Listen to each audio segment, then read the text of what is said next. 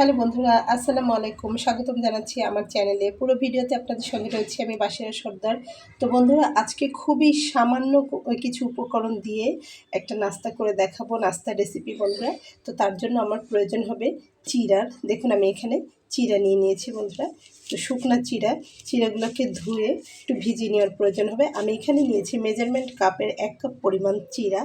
তো বন্ধুরা, ভিডিও করার সুবিধার্থে আমি আপনাদের জন্য আগে থেকে চিড়াগুলোকে ভিজিয়ে রেখেছি। দেখুন এখানে আমি চিড়া নিয়ে ভিজিয়ে রেখেছি, ধুয়ে 2বার ধুয়ে সামান্য পানি দিয়ে ভিজিয়ে রেখেছি, যাতে চিড়াটা ভিজে এরকম সফট হয়ে যায় বন্ধুরা।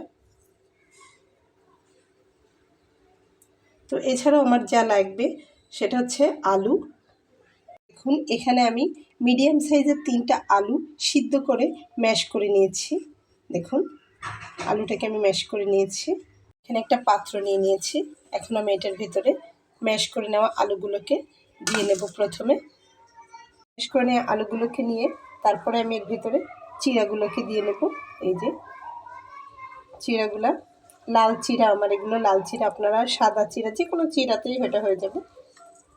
তো দেখুন চিড়াগুলোকে এর ভিতরে দিয়ে নিলাম। তো এখন আমি এর ভেতরে এরপরে আমি এর ভেতরে দিয়ে নেব একটা পেঁয়াজ কুচি করে নেওয়া। এখানে আমি ছোট দেখে একটা পেঁয়াজ কুচি করে নিয়েছি বন্ধুরা। এছাড়াও আমি দিয়ে নেব কাঁচামরিচ কুচি করে নেওয়া। তো আপনারা ঝালের পরিমাণটা আপনাদের মুখের স্বাদ অনুযায়ী নেবেন। আমি এতটুকুই দিলাম, কারণ আমার ছোট বাচ্চা আছে সেজন্যে। এখন আমি এটার ভিতরে লবণ দিয়ে নেব।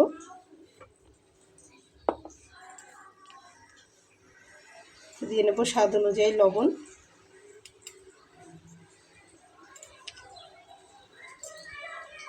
আর দিয়ে নেব ম্যাগি মশলা অথবা নুডলসের কোনো মশলা যদি থাকে তো সেটা দিয়ে নিলেই হয়ে যাবে। তো এখন এগুলোকে একসঙ্গে মাখিয়ে নেব।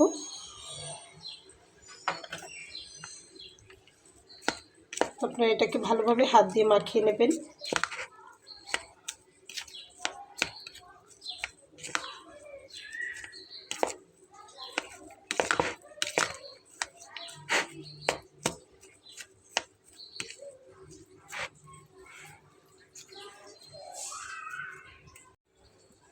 তো বন্ধুরা দেখুন, মাখিয়ে নিলে ঠিক এরকম একটা ফেস আসবে, এবং এটাকে আপনারা এখন আপনাদের পছন্দ অনুযায়ী শেপ দিবেন।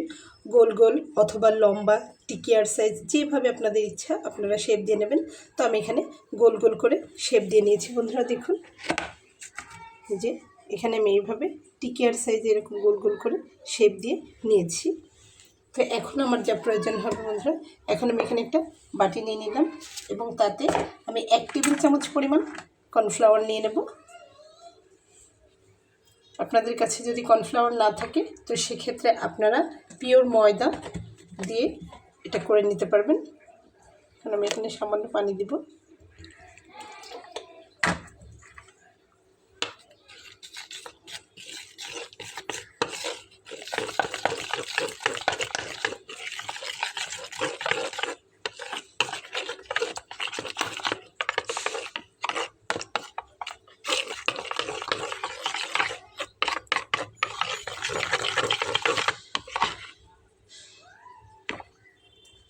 এটাকে আরেকটু হালকা করব, তাই জন্য আরেকটু পানি দিয়ে নিলাম।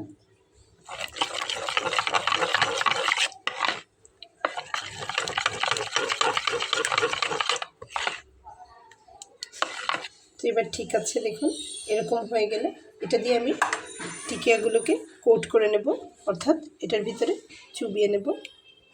এই যে এরকম করে চুবিয়ে নেব। চুবিয়ে নেওয়ার পরে আমি এখানে নিয়ে নেব, আমি ব্রেড ক্রাম্ব নিয়ে নিয়েছি। এখানে ব্রেড ক্রাম্বের ভেতরে এটাকে দিয়ে এইভাবে করে নিয়ে রেখে দেব।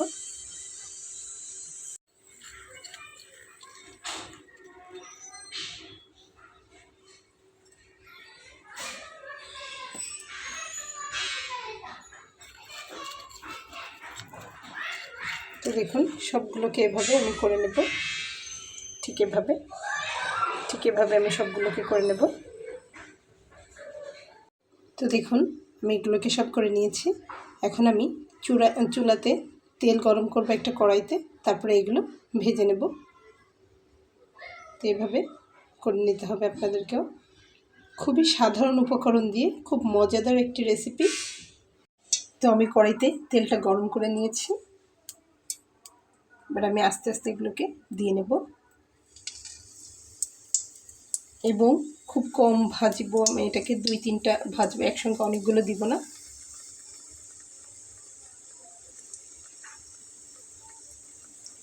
জি,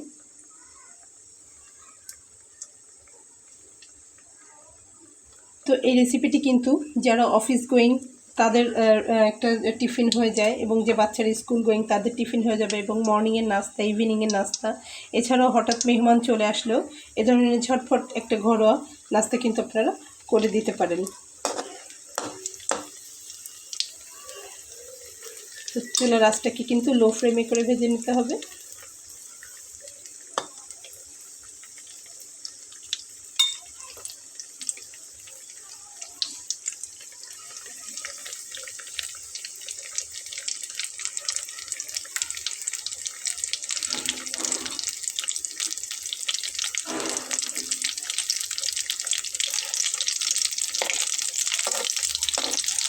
আমি এগুলোকে একবার করে উল্টে দিয়েছি।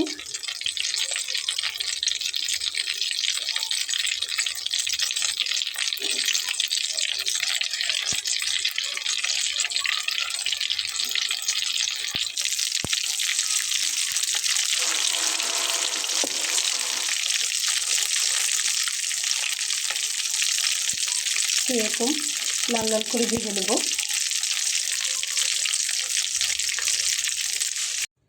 তো বন্ধুরা দেখুন, তৈরি হয়ে গেল চটপট একটা রেসিপি বন্ধুরা।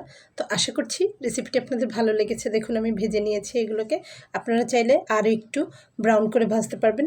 তো বন্ধুরা, আপনাদের যদি আমার ভিডিওটি ভালো লেগে থাকে আমার ছোট্ট চ্যানেলটিকে সাবস্ক্রাইব করে সঙ্গে থেকে যাবেন। দেখা হবে পরবর্তীতে নতুন কোনো রেসিপি নিয়ে। সেই পর্যন্ত ভালো থাকবেন। আল্লাহ হাফেজ।